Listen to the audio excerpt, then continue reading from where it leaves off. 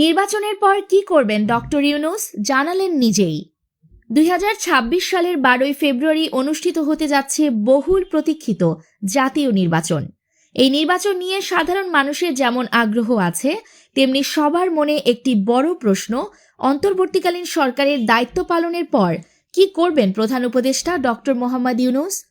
গতকাল জাপানের একটি প্রতিনিধি দলের সঙ্গে আলাপকালে ডক্টর ইউনূস নিজেই খোলাসা করেছেন তার আগামীর পরিকল্পনা। প্রধান উপদেষ্টা জানিয়েছেন, ক্ষমতা হস্তান্তরের পর তিনি তার দীর্ঘদিনের বৈশ্বিক ও সামাজিক কর্মকাণ্ডে পুনরায় পুরোপুরি মনোনিবেশ করবেন। বিশেষ করে 3টি সুনির্দিষ্ট লক্ষ্য নিয়ে তিনি কাজ করার পরিকল্পনা ব্যক্ত করেছেন। 1. ডিজিটাল স্বাস্থ্যসেবায় রূপান্তর।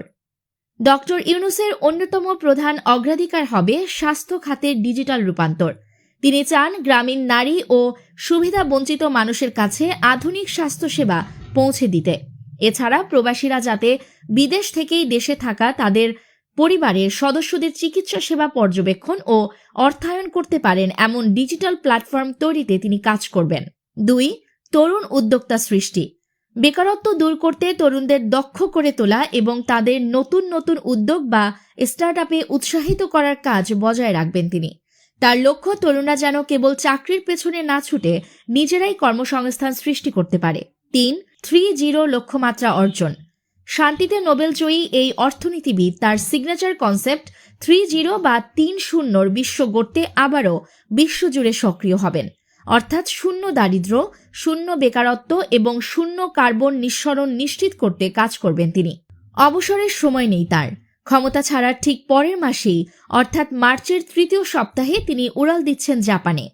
সাসাকাওয়া পিস ফাউন্ডেশনের আমন্ত্রণে বিশ্বমঞ্চে তুলে ধরবেন আগামীর বাংলাদেশের রূপরেখা। ডক্টর ইউনূস বারবার স্পষ্ট করেছেন তিনি ক্ষমতার জন্য আসেননি, এসেছেন পথ দেখাতে।